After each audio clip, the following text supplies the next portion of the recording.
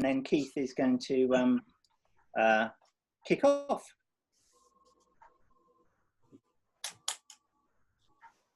Good afternoon, everyone, and thank you for making time to join us for this deliverable affordable housing taster session.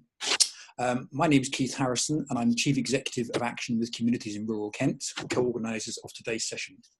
Some of you may know us from our rural housing enabling work, and even the newer Community Housing Hub, which we'll be hearing about later on today. And perhaps also what we do with village halls, with our rural coffee caravan, village shops, social enterprise development too. We're going to hear from 5 colleagues today, and I promise you'll see all of us on screen. You can probably see me now. 2 of them work with me at Rural Kent, 2 used to work for us, and 1 works on our core purpose. So we're all sort of in this together, as it were. There will be a chance for you to pose questions to the speakers later in the session. We may even go beyond the 1:30 deadline if the conversation is flowing well. Now, in the spirit of Chris Whitty, I'm going to say next slide, please. Thank you. I want to reiterate that this is a taster session. So we're hopeful there'll be sufficient interest for us to run more in-depth seminars on topics in the future. And I'll come back to the list later on. We hope today will be of use and interest to you and help with whatever it might be you want to achieve in your community to understand and learn about. Today you can expect to hear about aspects of how to make affordable housing happen. So there are more than 700 local needs homes in villages in Kent already, from Mepham to Goodnestone, Bridge to Warehorn. And not only do big houses form homes for more than 1,400 people, but it's estimated, thanks to an English Rural and CPRE and Rural Services Network survey of recent weeks, that those homes have contributed about £106 million to Kent's economy in recent years. We'll also touch on the recent planning white paper and how neighbourhood plans can continue to help make the provision of affordable housing happen. And we'll present an introduction to the Kent Community Housing Hub, which broadens the range of support available to communities wanting to develop housing to meet local need and your desires and wishes. Next slide, please.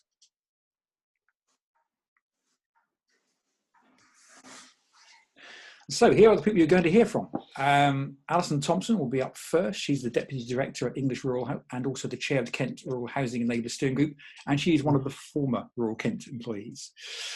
Rosemary Selling will follow Alison. Rosemary is currently our Rural Housing Enabler. She worked for Canterbury City Council and the Kentish Countryside Project. Then we'll hear from Tess O'Sullivan, who has now the manager of the Kent Community Housing Hub and also Rural Kent's Rural and Community Housing Manager. Prior to working for us, Tessa was with the Canterbury Housing Advice Centre and she's still a trustee there. Alison Eardley will follow up. If you come across Alison online, you'll notice she's described as your friendly neighbourhood planner. Alison works freelance supporting communities in neighbourhood planning and was formerly with Action with Market Towns. And then finally, and you've heard from him already, Jim Boots. And I'll be handing over to him shortly so he can facilitate this afternoon's session. He'll be setting out some ground rules so we can behave appropriately. Jim also works freelance to support communities developing neighbourhood plans. He worked formerly for us at Rural Kent and then Maidstone Borough Council. So I hope you find the next hour interesting, stimulating and even entertaining. I hope you get out of it everything that you wish for. And I look forward to seeing you again once the presentations are complete and we get onto the Q&A session. So Jim, I hand over to you. Thanks, Keith. Lovely to see everyone. Yeah, I mean, most of us are becoming familiar with Zoom or Teams or Google Meet or whatever it is, but I've just been finding these little ground rules quite helpful, something the University of Brighton actually came up with originally. But so please keep yourself muted unless you're speaking, and that just helps reduce the background noise. Do put your questions and comments in the chat and they're all saved. So even if we're not able to respond to them all during the Q&A at the end, or we will try and respond to them during the session actually, if we can.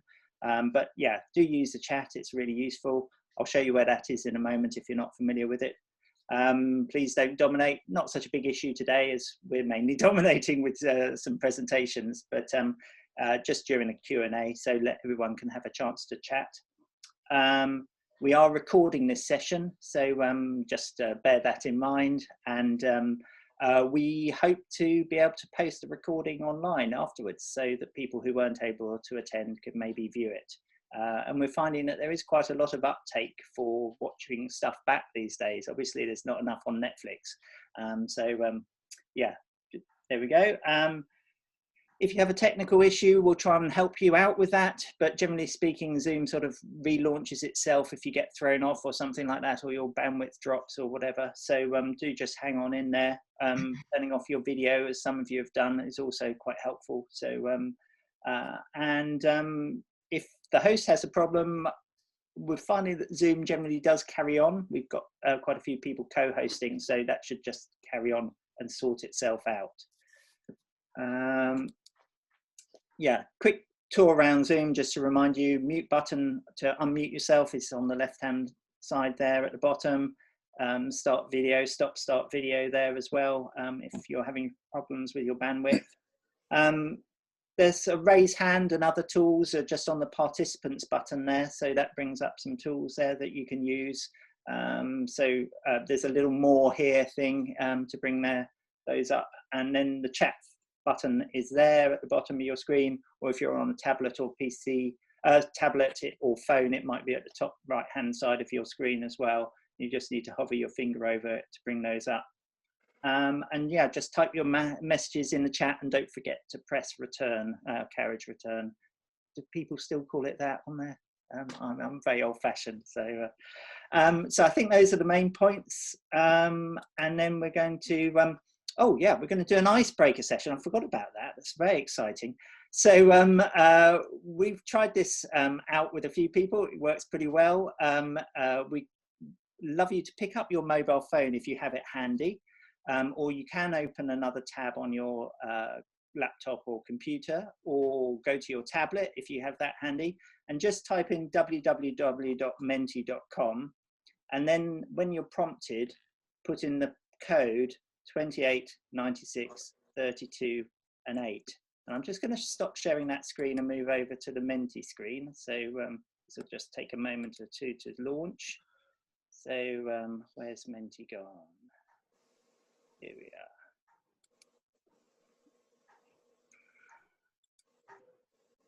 are. Oh, so some of you already started. That's terrific. So I'm just going to go back. Wow. Okay. So I don't think I can go back. Right. So these are just some quizzes just to get you thinking. There aren't really any right or wrong answers, but it's just, yeah, I mean, anyone wants to comment.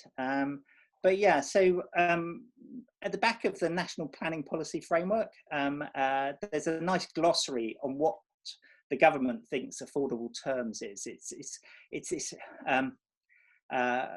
Yeah, I think it's probably, you know, because it is one of these phrases that's used a lot and understand not so much. So yeah, anyway, so there we are. Interesting. And you're right, almshouses aren't really given much of a mention. I know a lot of rural parishes are very interested in modern almshouses. Benenden included a site for them in their neighbourhood plan. But yeah, and starter homes have had a lot of push from the government, obviously, within neighbourhood plan, within planning as well, and I think we're very popular with the developers as well because of that. Okay, I'm going to move on now. So, what household income would you typically need to buy a 2-bed flat in West Kent if you could find a deposit? So 45,000, 55,000, 65,000 or 75,000. So this is based on some recent housing needs surveys that we've had done. Yeah, okay, well, some of you are pretty well informed actually. So, so yeah, I mean, I don't know, it struck me as pretty surprising, but maybe because you're living it, but yeah, it is 65,000 is what people would typically have to find or have a household income of. And they probably need a deposit of around £50,000 as well, something like that, maybe a bit more than that. So, you know, it's a huge hurdle for people to cover. Okay, and then So we're now going to do a word cloud. What 3 words would you use to describe rural affordable housing in Kent today? The state of rural affordable housing. So just type in 3 words that you think would describe rural affordable housing in Kent today. So hopefully that's moved you on.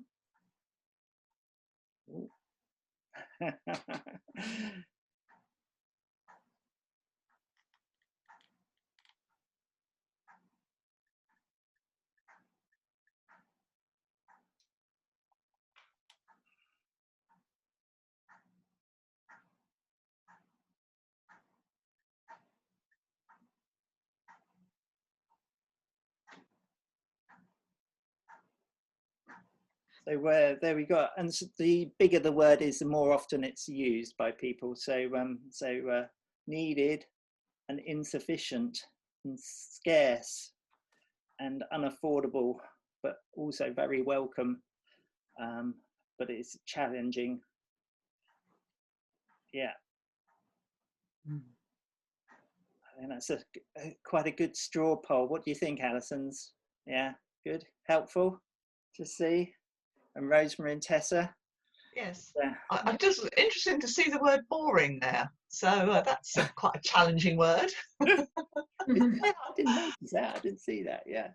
Oh, yeah. Maybe. Yeah. Maybe boring because we're still having to talk about it. Yeah, exactly. Yeah. Let's turn it into a positive. Yes. Yes. All right.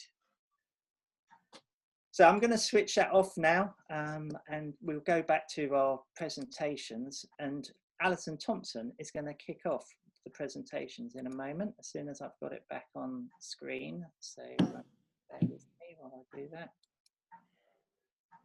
No, that's not the one. Sorry. So just bear with me a moment. I'm just bringing that up on the screen there. So.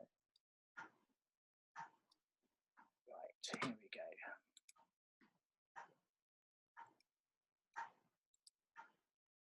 Okay, Alison, it's all yours. Thank you. Good afternoon. For those of you who aren't familiar with English Rural, we are a specialist housing association, only developing, owning and managing homes in small villages. In Kent, we have homes in 33 villages, and the average size of each development is around 8 homes. Each scheme is tailored to meet the needs of that particular community, which will have been identified in a housing needs survey. All of our homes are occupied by local people with a proven connection to the village. None of our homes have ever been lost to the open market. Our tenants do not have a right to buy, and our shared owners cannot staircase and buy the whole property outright. Our work is based on meaningful partnerships with parish councils, local authorities, landowners, and more recently, community land trusts. We are always invited into communities and believe that the role of the community in developing local needs housing is key. Next slide, please. Our developments are built on rural exception sites, and this is land that wouldn't normally get planning for housing, but because it's affordable housing to meet a proven need from local people, we're able to get an exceptional planning consent. And this is the route that ensures that our homes remain affordable in the community in perpetuity. Extensive consultation with the community is important, and we seek and encourage comments and feedback on, for example, design, size, tenure, and materials to be used. We've worked with a range of local landowners, the Diocese of Canterbury, church commissioners, and charitable trusts in providing our affordable housing. Land can be purchased freehold, or if we're working with a CLT, for example, where they retain the freehold, we can take a leasehold on it. Next slide, please, Jim. If you were to ask our partners why they work with us, I think they would say, Our expertise and experience in solely working in small rural communities, together with our strong national reputation for advocacy, lobbying and influencing government on the importance of rural affordable housing. Our financial commitment to rural communities to deliver homes that are needed now. The support and investment we make in rural communities. Recent research carried out by CPRE, Rural Services Network and English Rural has demonstrated that providing 10 new affordable homes supports 26 jobs and generates £250,000 of taxes for the government. Other research has shown that the social return on investment for local communities for every pound invested by English Rural is £6.50. Our commitment that our homes will always be for local people in perpetuity. As a small organisation, we are able to provide innovative and bespoke solutions that are right for each community. The range of tenures that we offer: social and affordable rent, shared ownership, discounted local sale, and even open market bungalows for local people wishing to downsize. And finally, we provide attractive, spacious, well-designed and built, energy-efficient homes that are affordable to live in and allow people to remain in the community where perhaps they grew up, and enable strong family and friend support network to flourish. Thank you. Thank you very much, Alison. Do put your questions for Alison on the chat, and we'll pick those up later. And now we're going to go to Rosemary. Yes, we're going to go to Rosemary. That's right, Rosemary Selling from rural Kent as well. Rosemary. Okay, thank you, Jim. Alison outlined in her presentation some great examples of successful affordable housing. My part of this presentation today is to talk about housing needs surveys. Housing needs surveys are a very useful tool to bring affordable housing to your parish and can be the very first step in engaging with the local community. They can also be used as an important element of neighbourhood planning, which we will come to a bit later on. Most importantly, housing needs surveys can identify the local housing need and answer some very, very important questions, such as, is there a need for affordable housing in the parish, and what is the scale of that need? What sort of tenures and size of properties do people with a housing need require? Could there be any site suitable for a small development of local affordable housing?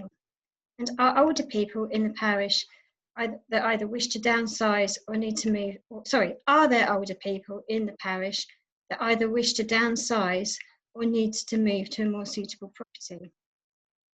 All of these questions and many more can be answered by a housing needs survey. It's important to mention at this point that all households in the parish are surveyed, so everyone has a chance to participate and share their views and, most importantly, their housing needs. Once all these questions have been answered on a survey form by local people, my job as a rural housing enabler is then to analyse all the results and present a report to the parish council with details of the local housing need. Often a housing needs survey will lead on to the next stage of the process, and this is helping parish councils to conduct a site search and provide ongoing liaison with partners such as Alison at English Rural and local authority partners. Will I have the next slide, please?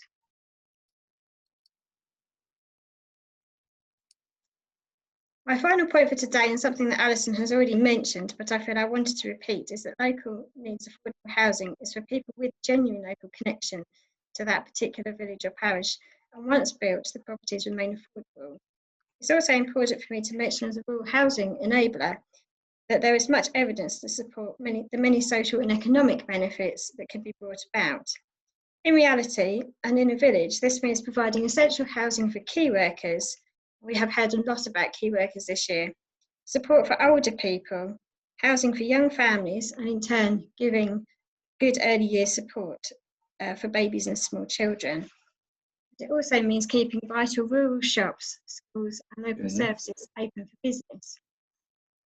I'm available for a more detailed session about housing needs surveys, and I'm very happy to answer your questions a bit later on in our session today. Or maybe if you're interested, you can sign up to another more detailed session later on using the feedback form. Thank you. Thank you very much, Rosemary. That's brilliant. So I'm going to stop sharing my screen now, and who's next? It's going to be Tessa from the Housing Hub. Hey. Hello, can you see my screen okay? Yes. Okay, great. So I'm going to talk about the Kent Community Housing Hub and community-led housing. It's going to be a very quick whistle-stop tour of both subjects. So the Hub is a new service in Kent to help groups who want to create housing for themselves or their community. Often the housing that is being developed around communities is not necessarily what they want or need, especially in terms of affordability, but also design, sustainability and the environment. And we want to help communities create the sort of housing they do want and need through real participation and influence. So community-led housing is housing that has been built or brought back into use by local people. So that means it can be new build or it can be the renovation of existing properties. And there are 3 key principles to community-led housing. So there has to be open and meaningful community participation and consent. The community group owns, manages or has long-term stewardship of the homes in whichever way they decide. So there's different ways of doing community-led housing, there's different models, but I think the important thing here is the long-term stewardship. The housing development is of true benefit to the local community, a specific group of people, or both, and these benefits should be protected in perpetuity. So for instance, if affordable housing is built, then it has to stay affordable, so no sort of selling onto the open market. So there are various types of community-led housing, and I don't have time to go into all the different what they all are here. I would say that in terms of affordable housing, it's really community land trusts and cooperatives that can provide the main providers of affordable housing. Co-housing, not so much so. That's more about the environment that people live in and sort of creating a neighbourly environment, but lots of outside sharing. This way.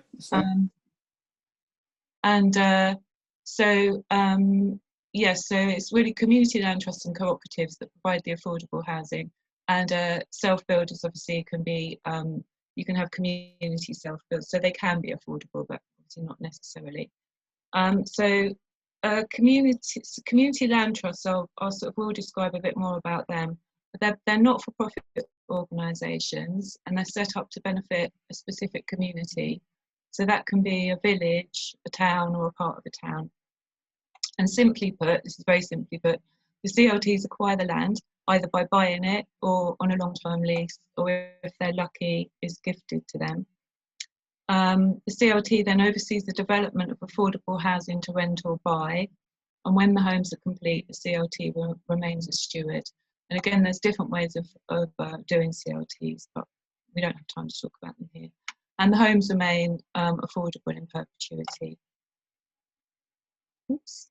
So we do actually have a CLT in Kent. That is, well, we have a few CLTs setting up in Kent actually, but this one is the most advanced. And I started working with them in 2013 as a local needs housing scheme. And I did a housing needs survey with them and a site search, but we couldn't find any land at the time, and everything went a bit quiet. But in 2016, I presented an event, or hosted an event in Kent on the Housing Association and Community Land Trust Partnership. And members of the Parish Council and Parish Plan Group from Shepherdswell came to that.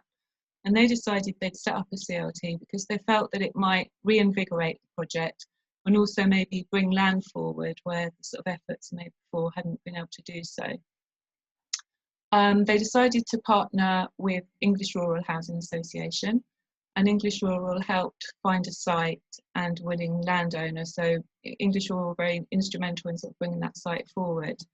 And in this model, there are different models of CLTs, but in this one, the CLT will own the land and English Rural will develop and manage the homes. So when I spoke about stewardship or long-term stewardship, because the CLT will own the land, that's their long-term stewardship of the homes. And this will provide 10 affordable rented homes for people with a local connection to the parish. And also there's going to be 3 open market bungalows built. And this is to cross-subsidise the affordable housing. And that's to help finance the affordable housing. But also another thing we always find, or mostly find in villages, that there's generally a need for older people who want to downsize or move to more housing that's more manageable for them. They don't necessarily need affordable housing, but that is their need, and they don't want to leave the parish. So these homes, because they're open market, they can't be just for local people, but English Rural are going to sort of promote them to local people, or give local people a chance for the first 2 months, I think it is.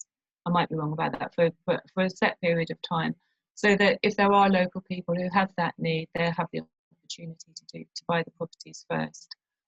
And the planning application is due to be submitted any time now. And if that's successful, then they will be the first CLT in Kent. But as I said, there are others that are in one form or other of their process at the moment. So the Kent Community Housing Hub, what we do is we have a variety of services. So early stage groups. So if a group feels like setting up, and that can be a parish council, it can be just a group of friends who have come together, a group of people with who have similar desires for housing, and they can come to us and just talk about that initial stage and how they do it. So there's that sort of setting up, finding their feet, what direction they might take, what form of community-led housing suits them best. Then we have technical advice programs. So we have technical advisors who are qualified advisors in all aspects of housing development. And we can offer 2 services. So there's enabling programs, so they can work with a group from the very beginning to the very end, seeing them through the whole way through the process. It may be that there's different technical advisors with specialities as you go along.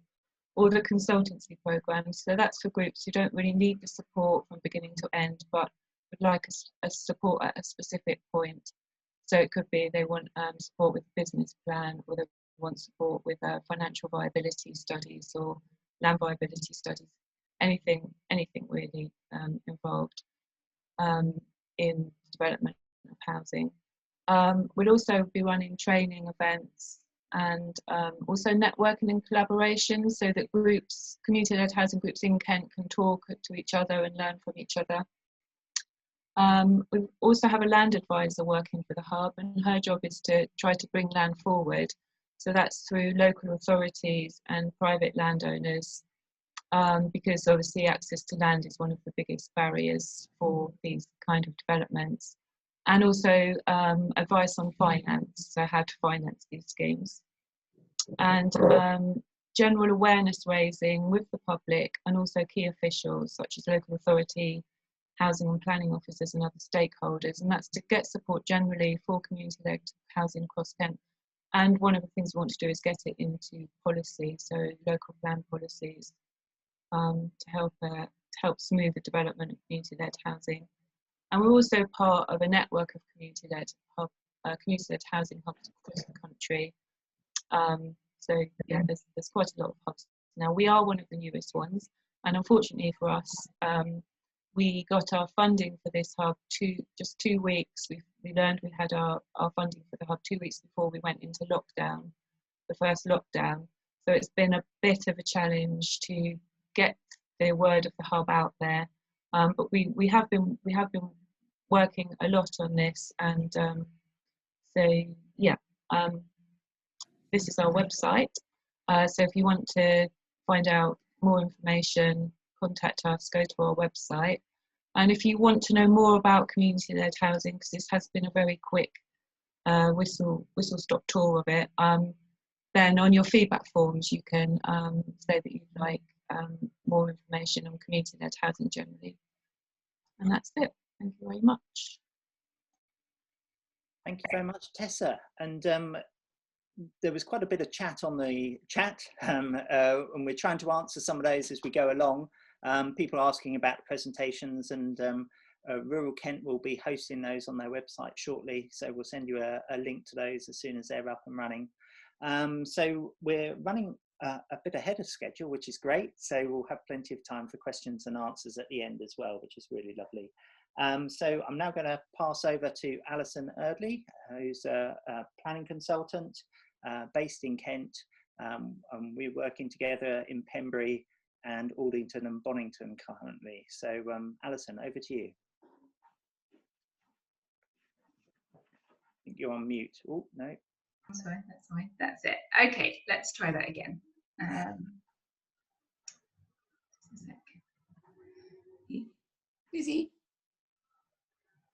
There we go. Right. So, yeah, that's it. Okay, can you see that? Yes. Okay. Brilliant. All right, so hi everyone. As Jim said, my name's Alison Eardley, and I'm a qualified urban and rural planner and neighbourhood planning consultant based over in Faversham in Kent.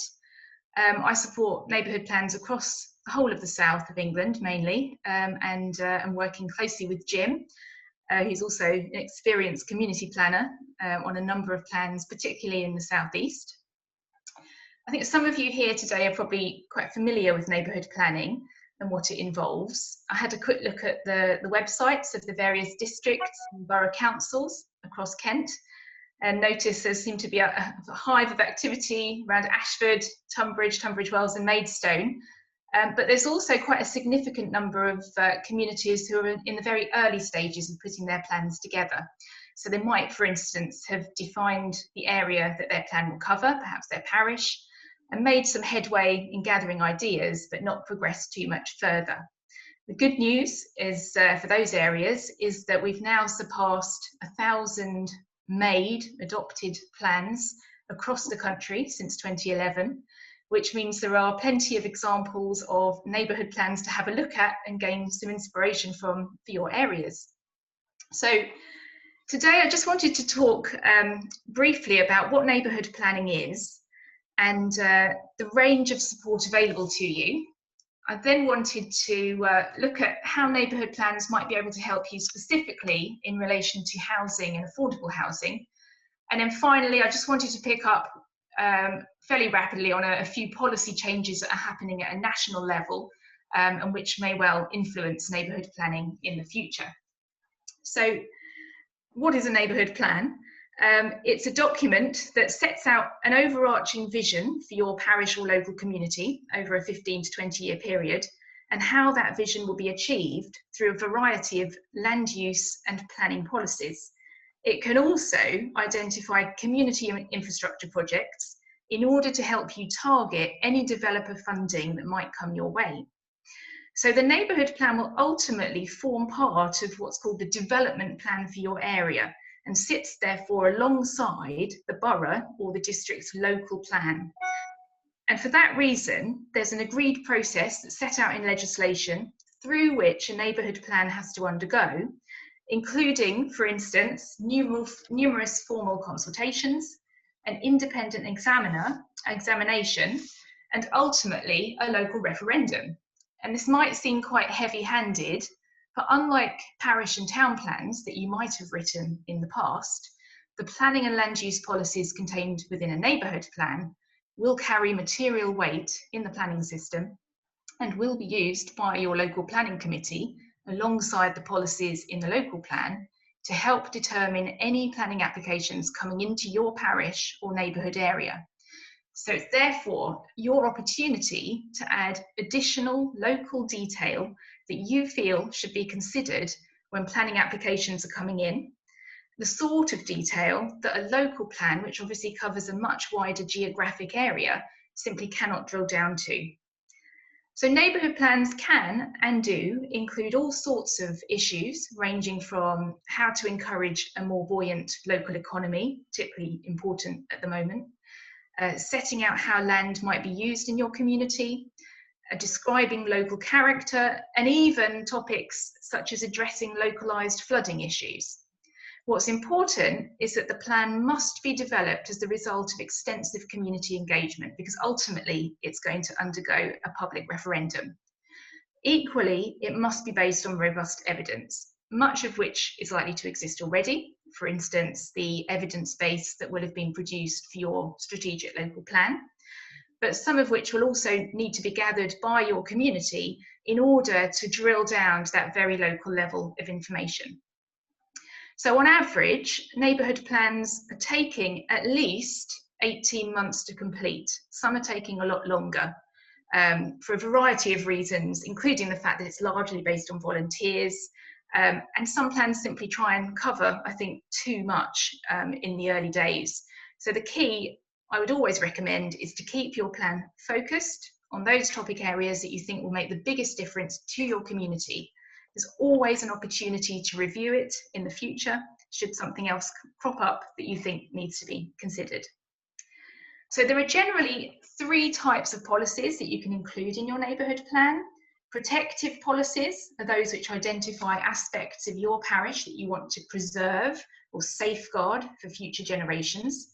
So for instance, you've got there's an opportunity to identify so-called local green spaces that the community considers to be very special to them and which should only be developed in very special circumstances. Other examples here include safeguarding particularly significant local views, perhaps of a church or a landscape feature, or heritage assets too that aren't nationally listed but might be significant still to a local community going forward. Policies can also be used to set out criteria against which planning applications should be considered. So a local plan at the strategic level might include a policy stating that new development has to be in keeping with the local area. So your neighbourhood plan can unpack that further by describing in more detail what in keeping means to your parish. So, do different parts of your parishes and towns have different character areas to them? What sort of design features should new development incorporate? Lots of plans also put together a character and design statement if one doesn't already exist, and that can cover all sorts of things from what materials should be used and sorts of colours of palette and so forth. And we're finding more and more that neighbourhood planning groups are hoping to try and raise the bar in terms of sustainable development, and we'll be hearing a bit more about that from Jim later on this afternoon. So the third main type of policy that can be included is the site allocation policy, and this is your opportunity as a community to think about whether there are sites within your parish or your neighbourhood area that might be allocated for a specific use, such as housing or commercial sites. And allocating sites is inevitably quite a detailed and potentially lengthy process, which perhaps explains the findings of some research that was undertaken in 2018 by Litchfields, where they found that over 60% of neighbourhood plans actually contained no site allocations at all, instead focusing largely on those safeguarding policies that I mentioned earlier. But actually, being able to allocate sites is perhaps one of the most valuable parts of the neighbourhood plan toolkit. Because it gives you an opportunity to deliver some of the projects that we've been hearing about already today. So how can, if I can change that, there we go. How can the neighbourhood plan support the delivery of affordable housing? So as you can see here, I've just put a statistic up here. In the southeast, we clearly have quite a significant affordability issue. This is for market housing comparing in 2020. And the neighbourhood plan is one of the tools that can be used to influence the delivery of both affordable and, of course, market housing within your parish or area. The district or borough local plan will normally include a policy about affordable housing. It will indicate perhaps the amount of affordable housing that is considered to be needed across the whole area, and the percentage of houses expected on any given site that should be affordable, as well as setting out some broad parameters about things like type and tenure, for instance, whether it's social rent, whether it's discount market sale, and so forth. And these broad strategic local plan policies present you with an opportunity to hang more locally nuanced criteria-based policies, setting out your very specific needs at a parish level. It's really important that when you're doing this, that your criteria are robustly evidenced. And this can be done through primary research in the form of a housing needs survey, as detailed by Rosemary in her presentation just now, or in combination with what's called a housing needs assessment, which is a slightly more desk-based activity utilising secondary data, but which covers and projects trend across the lifespan of your plan. So your evidence might, for instance, identify a more locally specific mix of the sorts of affordable housing needed, going further than what it says at local plan level. And that means that you're better able to target new homes to those who need them the most. So whilst many local plans are now giving neighbourhood plan groups targets of numbers of homes to deliver through their plans, some neighbourhood plans still have no formal housing requirements and no strategic allocations at all in their local plans. And for example, smaller rural areas might find themselves in this position. And some groups might say, well, that's great because we don't want our community to change, we don't need more housing. But of course, if you've got an identified very specific local need, then this is your route to try and actually target that. And there's lots of examples of plans who've done this successfully. It's quite a lengthy process from the neighbourhood plan perspective, but it can be supported and it can be achieved. It involves exploring which sites are available locally and assessing them to understand if they're available for development, if they're suitable for development, and also whether they might also offer some other things that you want for your community, such as public green space or a playground, for example. And usually the sites, these sorts of sites, might deliver a combination of market and affordable homes. If you have, as expressed earlier by Tessa, if you actually find a site that is owned by your town or parish council or is under the stewardship of, say, a community land trust, then you can have a much greater say in your plan about the percentage of affordable homes that that might then deliver. You've also got so-called exception sites. I noticed somebody in the comments was raising a question about that, so we might talk about that a bit later.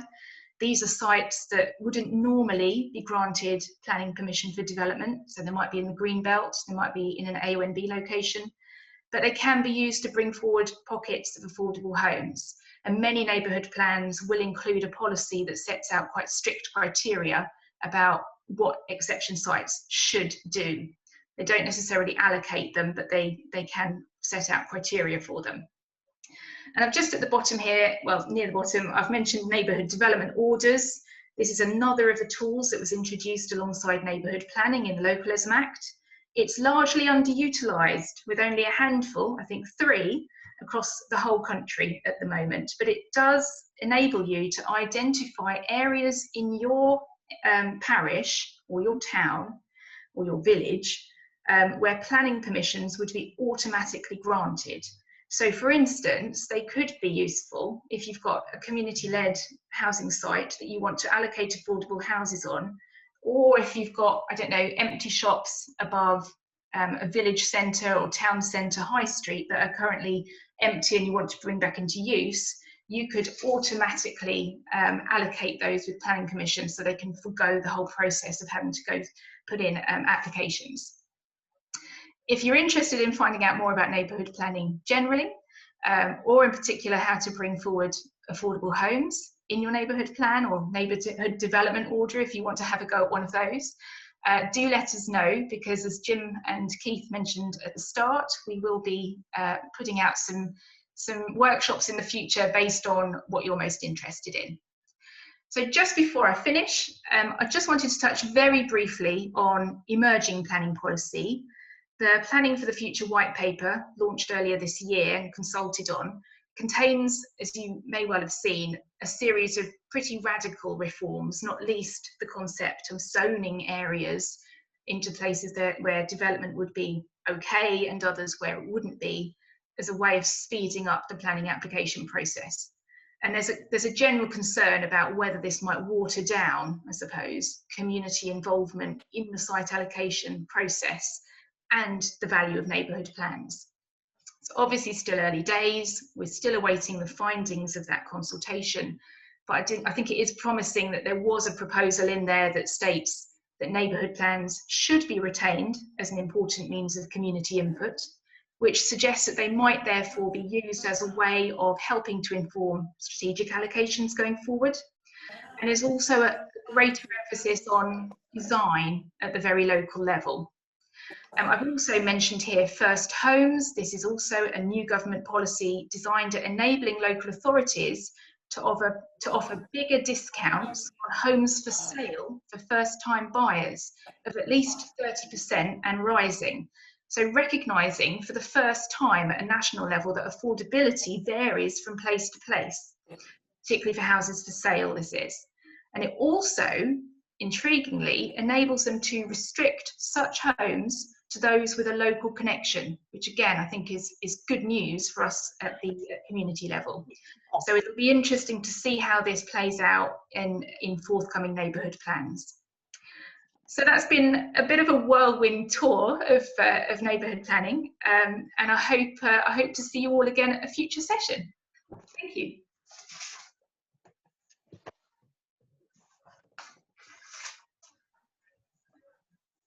So thank you very much for that, Alison. A whistle-stop tour through the planning system and affordable housing. So really excellent and really interesting points there to follow up on. And of course, these are all trailers or tasters for follow-up sessions that we hope to dive into in more detail in the new year, with some other external speakers as well, some other sort of experts, and maybe even some of you would like to join in some of those as speakers as well as participants. So I'm now going to talk about maximising environmental sustainability. I'm going to share my screen with you as well, so just bear with me while I do that.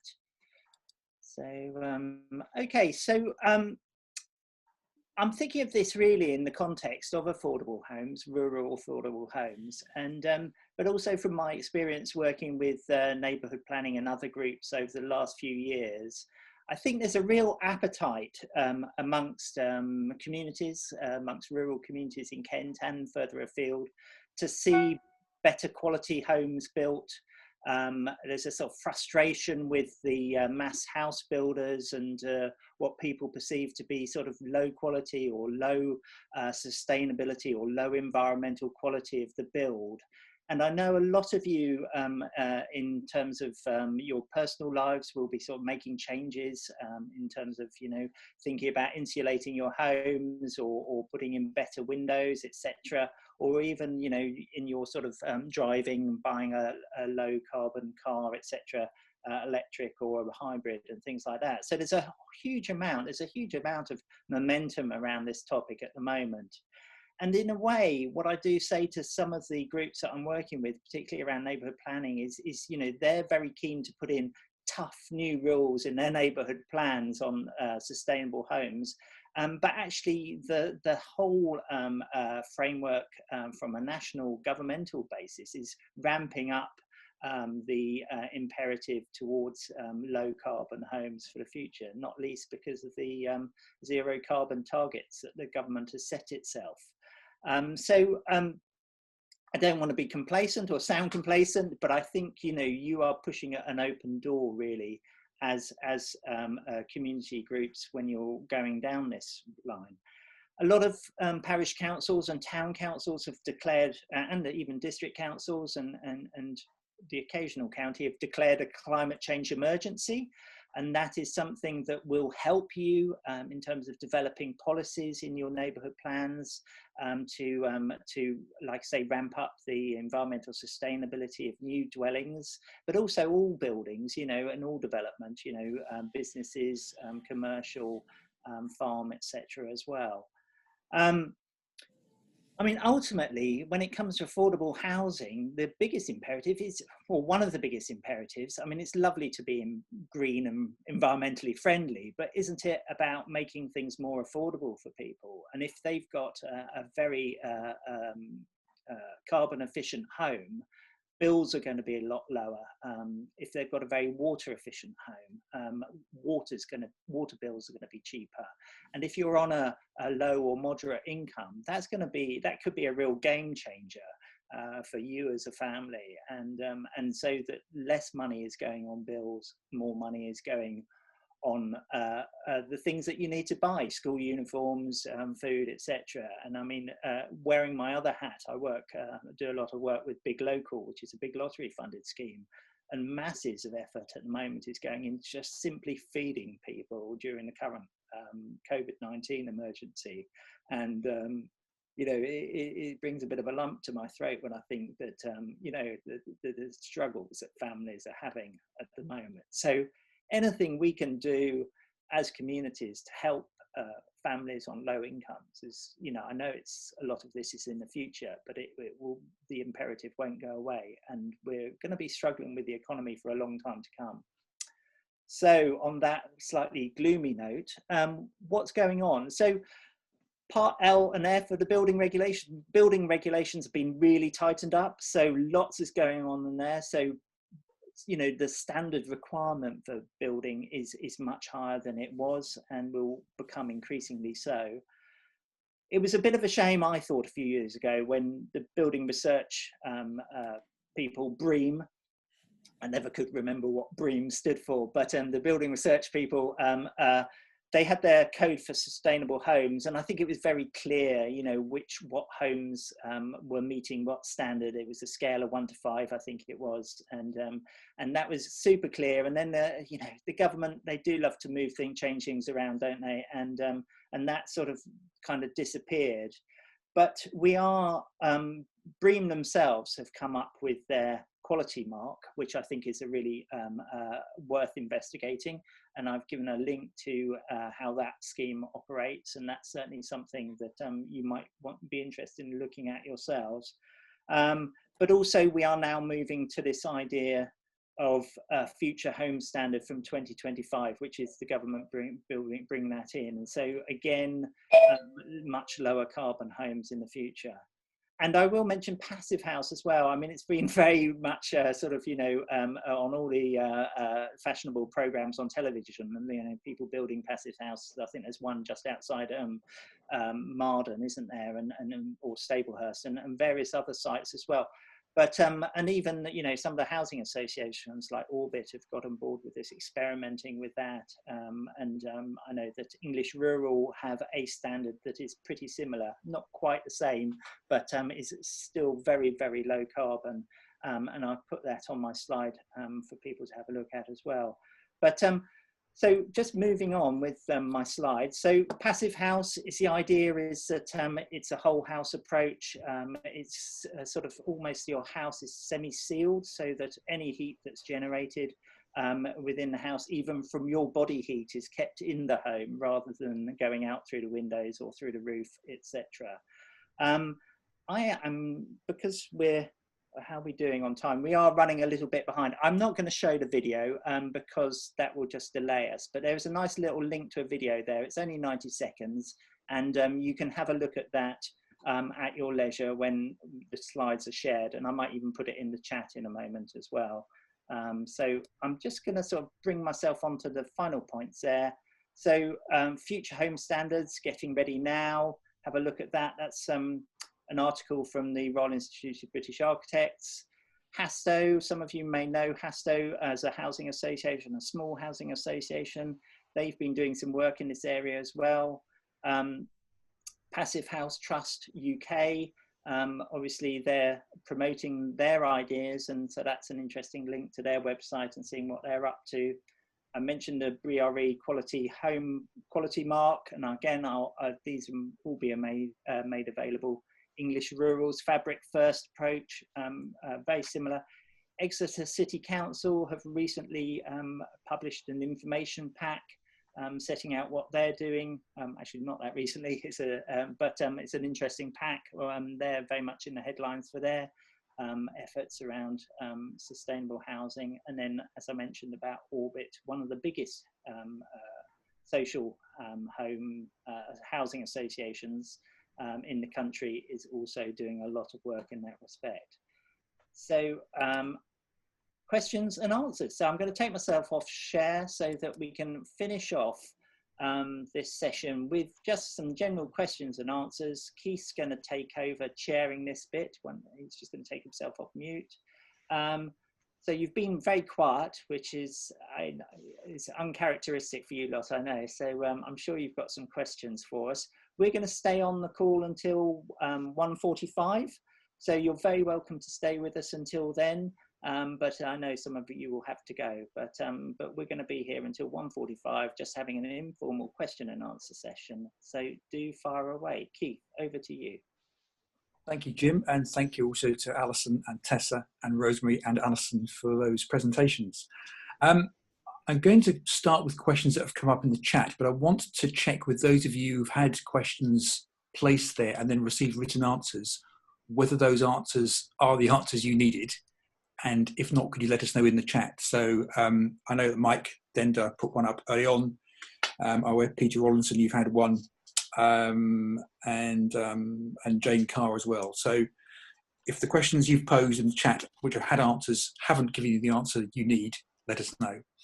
So I'm going to start with a question from Fenella Woods, which came in just before 10 to 1, and it was to Alison on multiple sites. So Fenella, would you like to come off mute and pose your question, please? Thank you. Hi. For Alison, English Rural, we already have a really small development that's managed by you in our village, but we've got another piece of land that's been identified as potential for rural affordable housing. And I just wondered if you had a policy on sort of multiple sites within one village, whether that would be a problem, or is it a good thing, or is there anything I need to sort of not worry about, but think about before any sort of proposals get put forward? Thank you, Finna. Yeah, I mean, in fact, English Rural have several villages where we've got 1, 2 and 3 local needs housing developments, perhaps built over a period of 5, 10, 15 years. I mean, for example, at Warehorn, we built one of our first schemes there 26 years ago. And last year we built another 4 affordable homes on a different site.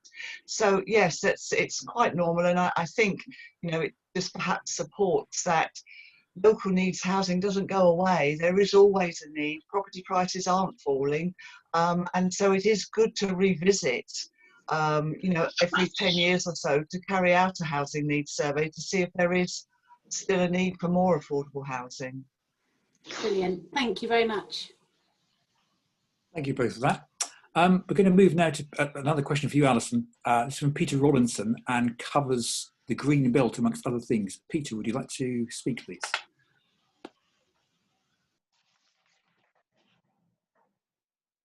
Hello, can you hear me okay? Yes. Yes. Yes, yes. I mean, it was a question, it was actually answered to my satisfaction, so probably don't need to ask it again. But I just noticed in a lot of the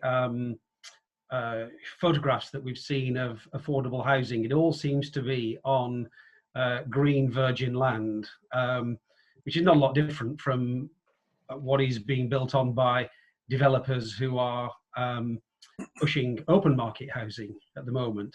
And I just wondered, it was really a question about affordable housing and those people involved in developing it, how sensitive they are to the kind of the green belt or the environmental desires and wishes of people in the communities where these houses are built.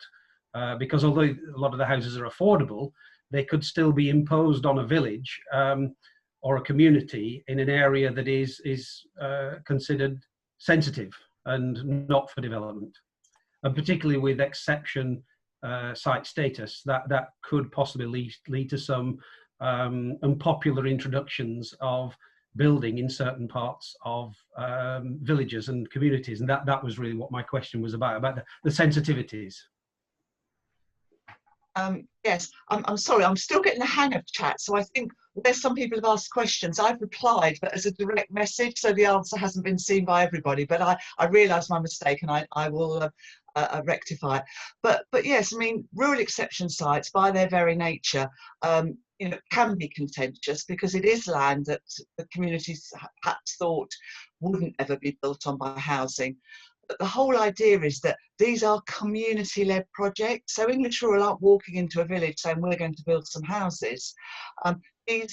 We encourage communities and normally parish councils that we're working with to carry out their own site selection process supported by rural housing enablers, because it is important that as many sites as possible are looked at to ensure that the most appropriate, affordable, most appropriate available site is selected.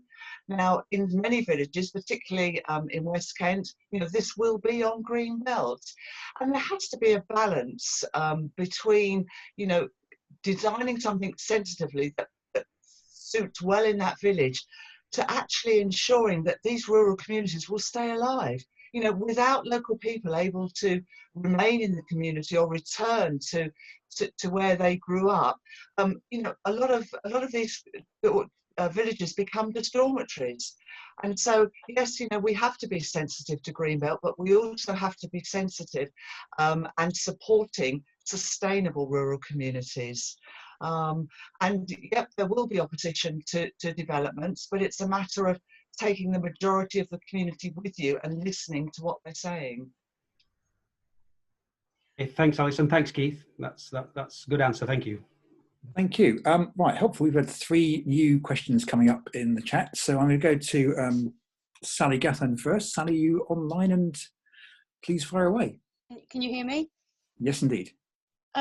Okay, I've listened to everything, and it has actually been really useful. And I don't want to make myself the most hated person in the room with my question here, but one of the things that's been emphasised many, many times is that this affordable housing is reserved for people with a proven local connection. Now, as somebody who's never been able to live in a village, I find that quite divisive, in the sense that if you happen to be born in a town and you can't afford to live in a village, you are now doubly cut out of that possibility, because just by virtue of your birth, by virtue of the fact that you don't happen to have a parent who lives there. When you were talking about neighbourhood plans, I come from Great Chart with Singleton Parish Council, where this has caused real problems for us, because the village of Great Chart is eligible to have a neighbourhood plan, but the Singleton part isn't. So again, it feels quite divisive that one group of citizens have a right over to have some input into their building, housing and local need in their community, and yet the other group are denied that. And one of the things that was mentioned about neighbourhood plans was about talking about local green spaces you want to keep. One of my concerns with the white paper particularly is that areas which aren't villages, which don't have neighbourhood plans, which don't have those protections, we won't be allowed to keep our local green spaces. They'll just be built all over. So I think my question is, how do you justify keeping affordable housing only to people with a proven local connection? And could it not be instead based on key workers and that kind of thing? Who would like to start with that one? I'm naturally inclined to partly Alison, partly Tessa, and partly other Alison. So given we covered neighbourhood planning as well. I can say a bit about it if you like, Keith.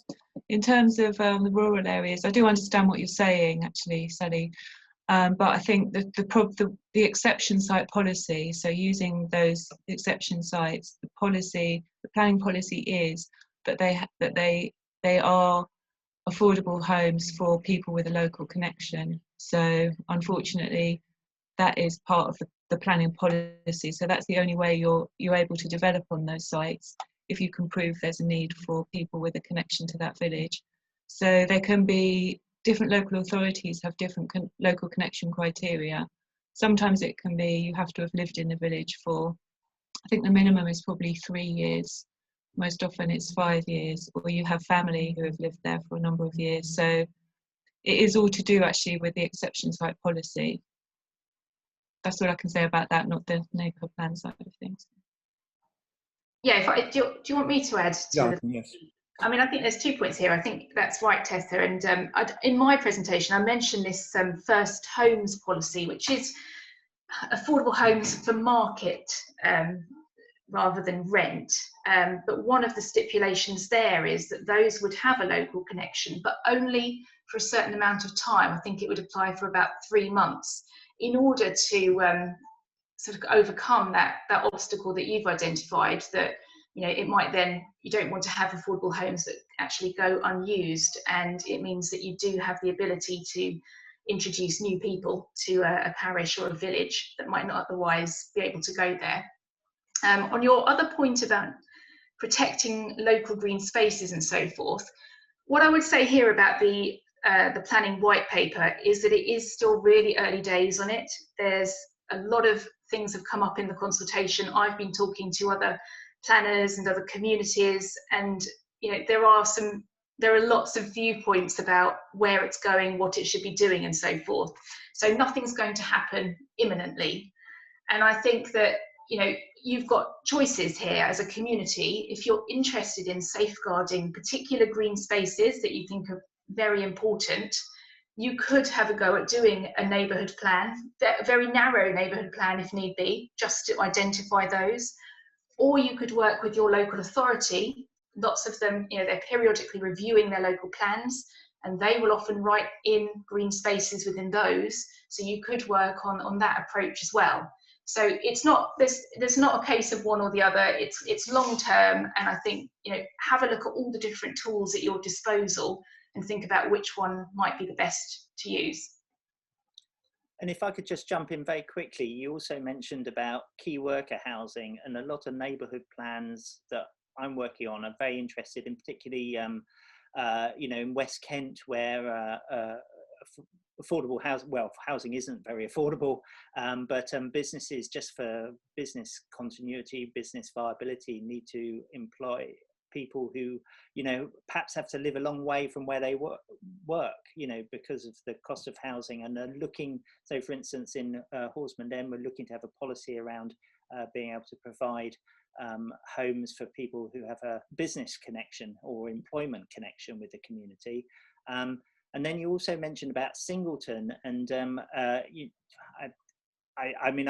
my Ashford geography is a little bit rusty, but certainly non-parished areas can develop a neighbourhood plan, and sorry if you already know this, Sally, but they need to set up a neighbourhood forum to do that. So a non-parished area can develop a neighbourhood plan with a community forum, and you can get help and grants from locality to help you set up that community forum, or neighbourhood planning forum rather.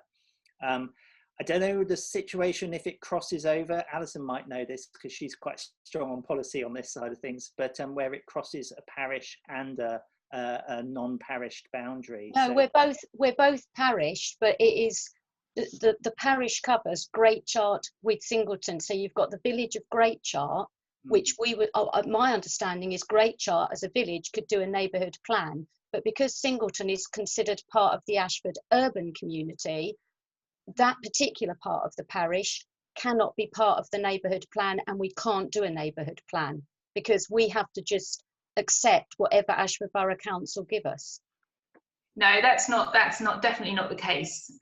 You can create a neighbourhood plan, and I mean, if that's something you want some advice on outside the broader meeting, then Jim and I'd be very happy to assist you with that, because that I think you've been misinformed there, if potentially. So happy to take that up. Thank you. Thank you. Great, thank you for that.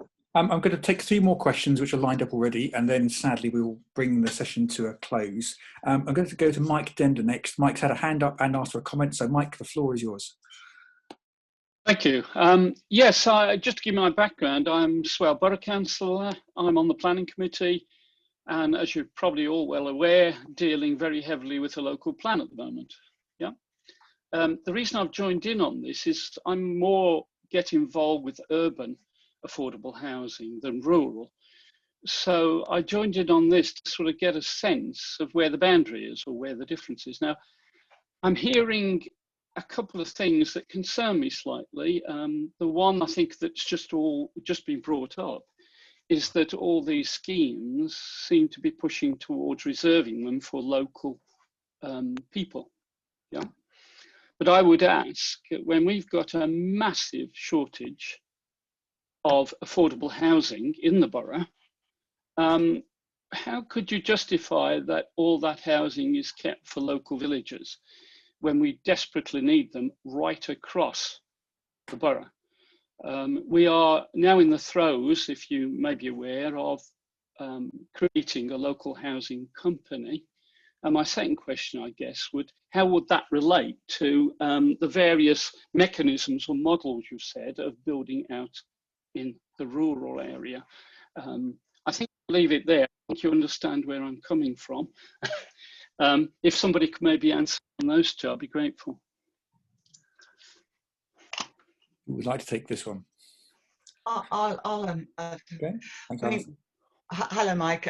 I appreciate what you're saying. I mean, obviously, all developments, all open market developments now, as you're probably most of you aware, carry a quota of affordable housing to be provided, and that sector of affordable housing is for anybody local authority housing register. So all developments over 15 homes have to provide a quota of affordable housing, and this has been the case for 20 or 30 years. So there is affordable housing available to everybody. The issue was that, of course, prices in rural communities, in villages, were far higher than urban counterparts, and what that was meaning was that who lived in a village and was on a low income had no alternative but to move out of the village to find an affordable home. And that is why rural exception policy was introduced, to provide an alternative to allow people who wanted to stay in a village, who had family there, who worked or needed to provide or give support to somebody there, would have an opportunity of an affordable home. Now, whilst that doesn't help someone who lives in a town and would like to live in a village, you know, that was the purpose of that policy. So there is a degree of affordable housing available to people who live in towns and for homes built there. But I think it was just to try and set the balance to make and provide some form of sustainability for villages, because local shops, schools, pubs were shutting because there was no affordable housing to help those on lower incomes to stay in the village. If I could just pick up a couple of points there. One is, yes, obviously there is a percentage of affordable housing with each application, but that depends on viability. For instance, on Sheppey, the Isle of Sheppey, the affordable housing requirement is 0%, because of viability. In Sittingbourne, I think, if I remember rightly, it's 10 or 12%, and in Faversham, it's 30%. So it depends very much on the viability of the area. So, of course, people in Sheppey and a little bit in Sittingbourne as well, we are not building the requirement for affordable housing. Also, there's this issue of social and affordable. I always get a little, not confused, but a little mixed, as I think maybe we all do, between the two. Jim put a very good explanation on the chat. One's 65%, one's 80%, and I understand that. But I'm not quite sure what you mean about sustainability, because in fact, moving some people out to the villages on this would increase its sustainability and make it more likely to have some, or to have some services in those rural areas. So why not do that? I think these are all good points, Mike, and I think it's a debate that's going to go on. But I think, you know, the topic of this session is rural affordable housing. Well, this is where I have the problem, Jim, is that I don't think the two should be separated. That's my point. That's exactly my point. I understand what everybody's saying about rural needing some consideration and some different considerations, but why separate the two completely? This I don't understand. Affordable is a problem everywhere, not just in rural. It is a lot to do with the exception site planning policy, though. That planning policy doesn't allow people who don't have a connection to a village to live on those sites. So that is actually in planning policy if you're using an exception site. If it was a rural scheme that was built not on an exception site and it was social housing, then anybody on the housing register would be eligible for those properties. So it is the exception site policy in itself, which is a planning policy in your local plan, that won't allow people without a connection to live there. Well, I've dealt with this conversation offline, because there's some excellent points in it, but I think it's almost a session in itself. I think, Mike, you're raising some excellent points. I mean, maybe it's a session for another day. Yeah, I think so. Yeah. Nice to see you again, by the way, after all these years. And you too. I suppose from a rural Kent point of view, the need for this housing comes out of public policy failure for rural communities, which is disadvantaging them economically, socially. So 30 years ago or so, when this process started, there's been a succession of planning policies which have enabled people in rural communities to have housing, that's, or a chance to have housing locally, so they can contribute to the economy, to social care, etc., etc. So that's where it's come about from. But we'll have another session on it, I'm sure. Okay. Thank you. Thank you, Mike. Penultimate question is from Jonathan Roper. Yes, thank you, Keith. Short question for Tessa. Tessa talked about community land trusts acquiring land. I'm just curious to know how they're financed in order to be able to do that. Yeah, so there's a number of ways. In Shepherdswell, that was a partnership with English Rural Housing Association. So that's a specific model where actually the housing association finances the build, buys the land, and then basically sells it very cheaply to the community land trust, and then the housing association develop the homes. That's the partnership model. There's another way that a community land trust can actually become a registered provider themselves, housing association themselves, through quite a lengthy process. Then they can access money from Homes England, which is where housing associations get grant from the government, not for the whole property, but for some of the property to finance them.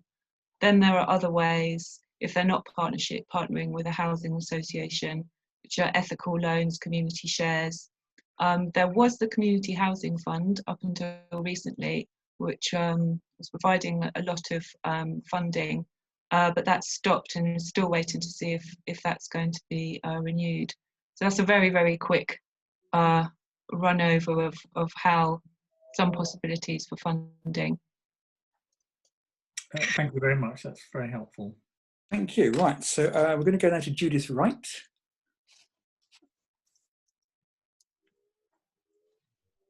Judith, you need to come off mute. Sorry, thank you for taking my question. Sorry, it's something I don't understand, and perhaps I'm unique, I don't know, is that I don't understand, if someone could explain how properties built on the exception sites can remain for rent in perpetuity and never escalate or right to buy or right to acquire like the housing association properties are. How are these homes kept in for rent forever? Could someone explain that, please? Thank you. Tess, Alison, Rosemary, any of you? Yes, I can. Yeah, it's the designation of the land, Judith, because it's a rural section site. It's set through a Section 106 planning agreement between the local authority and the housing association that stipulates the homes must remain in the community in perpetuity. So that they're not able, that they have to, and the local connection criteria is set out in the legal planning agreement, which establishes what the local connection is.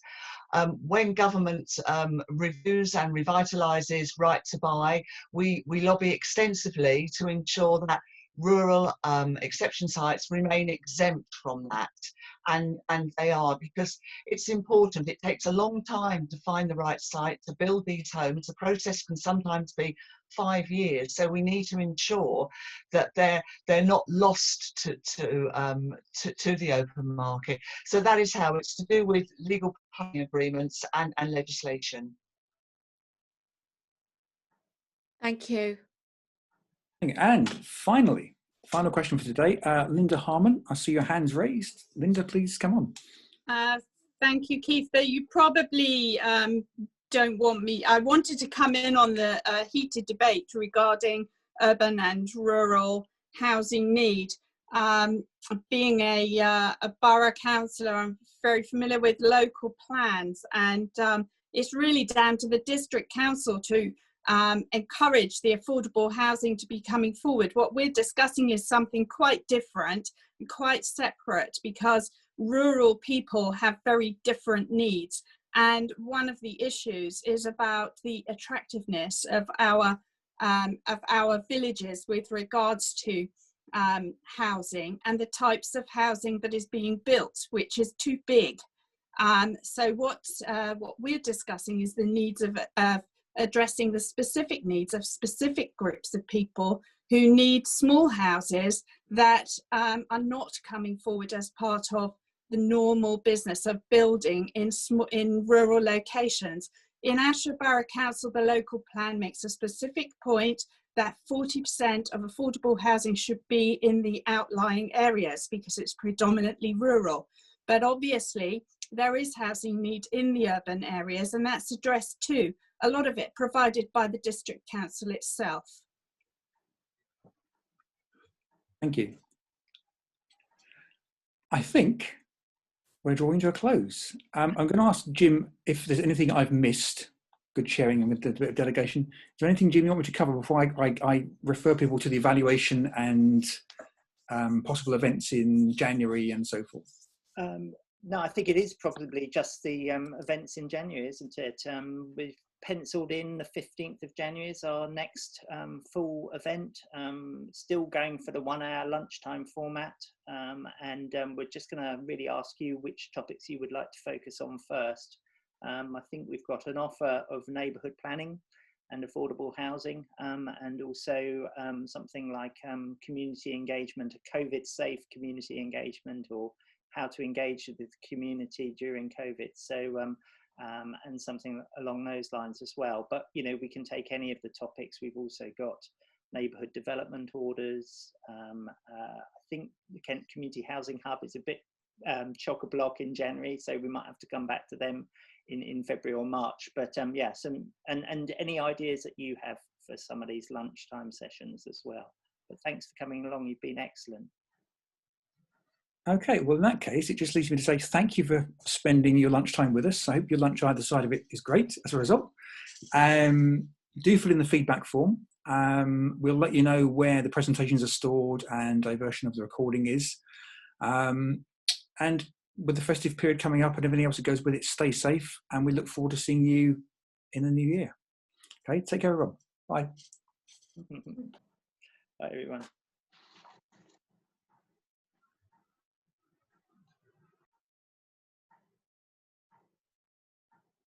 Lovely to see some old faces as well.